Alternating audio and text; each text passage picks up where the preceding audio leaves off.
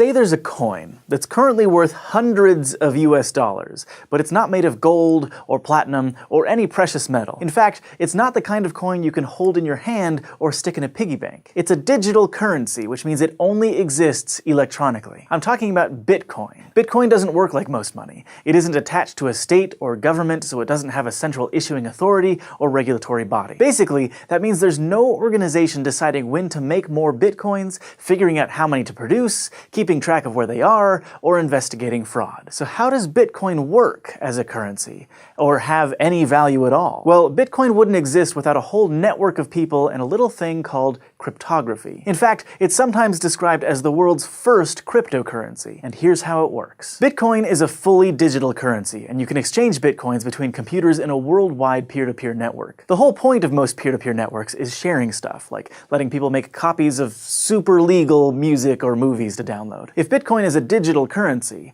what's stopping you from making a bunch of counterfeit copies and becoming fabulously wealthy? Well, unlike an MP3 or a video file, a Bitcoin isn't a string of data that can be duplicated. A Bitcoin is actually an entry on a huge global ledger called the blockchain, for reasons we'll get to in a minute. The blockchain records every Bitcoin transaction that has ever happened, and as of late 2016, the complete ledger is about 107 gigabytes of data. So when you send someone Bitcoins, it's not like you're sending them a bunch of files. Instead, you're basically writing the exchange down on that big ledger, something like Michael sends Hank 5 Bitcoins. Now, maybe you're thinking, but wait, you said that Bitcoin doesn't have a central authority to keep track of everything. Even though the blockchain is a central record, there's no official group of people who update the ledger and keep track of everybody's money like a bank does. It's decentralized. In fact, anybody can volunteer to keep the blockchain up to date with all the new transactions, and a ton of people do. It all works because there are lots of people keeping track of the same thing to make sure all transactions are accurate. Like, imagine you're playing a game of poker with some pals, but none of you have poker chips and you left your cash at home. There's no money on the table, so a few of you get out some notebooks and start writing down who bets how much, who wins, and who loses. You don't completely trust anyone else, so everyone keeps their ledgers separately. At the end of every hand, you all compare what you've written down. That way, if someone makes a mistake, or tries to cheat and snag some extra money for themselves, that discrepancy is caught. After a couple of hands, you might fill up a page of your notebook with notes about the money movement. You can think of each page as a block of transactions. Eventually, your notebook will have pages and pages of information, a chain of those blocks. Hence, blockchain. Now, if thousands of people are separately maintaining the Bitcoin blockchain, how are all the ledgers kept in sync? To stick with our poker analogy, think of the entire Bitcoin peer-to-peer network as a really huge poker table with millions of people. Some are just exchanging money, but lots of volunteers are keeping ledgers. So when you want to send or receive money, you have to announce it to everyone at the table, so the people keeping track can update their ledgers. So for every transaction, you're announcing a couple of things to the Bitcoin network: your account number, the account number of the person you're sending Bitcoins to, and how many Bitcoins you want to send. And all of the users who are keeping copies of the blockchain will add your transaction to the current block. Having a bunch of people keep track of transactions seems like a pretty good security measure. But if all it takes to send Bitcoins is a couple of account numbers, that seems like it might be a security problem. It's a huge problem with regular money. Just think of all the ways criminals try to steal other people's credit card information. And with Bitcoin, there's no central bank to notice anything weird going on to shut down fraud, like if it looked like suddenly you spent your entire life savings on beef jerky. So what's stopping Hank from pretending he's me and just sending himself all of my Bitcoins? Bitcoins are kept pretty safe thanks to cryptography, which is why it's considered a cryptocurrency. Specifically, Bitcoin stays secure because of keys, which are basically chunks of information that can be used to make mathematical guarantees about messages, like, hey, this is really from me. When you create an account on the Bitcoin network, which you might have heard called a wallet, that account is linked to two unique keys: a private key and a public key. In this case, the private key can take some data and basically mark it, also known as signing it, so that other people can verify those signatures later if they want. So let's say I want to send a message to the network that says, Michael sends 3 Bitcoins to Olivia. I sign that message using my private key, which only I have access to and nobody else can replicate. Then I send that signed message out to the Bitcoin network, and everyone can use my public key to make sure my signature checks out. That way, everyone keeping track of all the Bitcoin trading knows to add my transaction to their copy of the blockchain. In other words, if the public key works, that's proof that the message was signed by my private key and is something I wanted to send. Unlike a handwritten signature or a credit card number,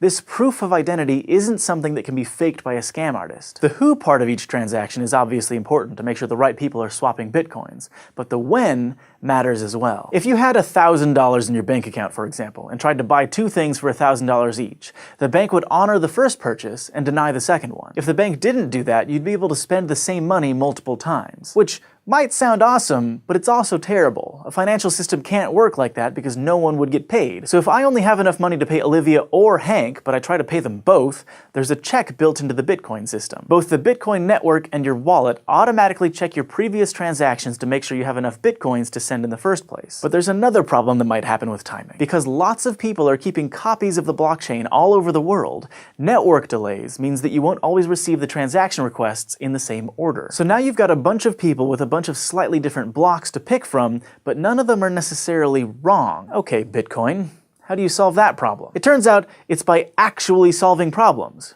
Math problems. To add a block of transactions to the chain, each person maintaining a ledger has to solve a special kind of math problem created by a cryptographic hash function. A hash function is an algorithm that takes an input of any size and turns it into an output with a fixed size. For example, let's say you had this string of numbers as your input, and our example hash function says to add all of the numbers together. So in this case, the output would be 10. What makes hash functions really good for cryptography is that when you're given an input, it's really easy to find the output, but it's really hard to take an output and figure out the original input. Even in this super simple example, there are lots of strings of numbers that add up to 10. The only way to figure out that the input was 1, 2, 3, 4 is to just guess until you get it right. Now the hash function that Bitcoin uses is called SHA-256, which stands for Secure Hash Algorithm 256-bit, and it was originally developed by the United States National Security Agency. Computers that were specifically designed to solve SHA-256 hash problems take, on average, about 10 minutes to guess the solution to each one. That means they're churning through billions and billions of guesses before they get it right. Whoever solves the hash first gets to add the next block of transactions to the blockchain,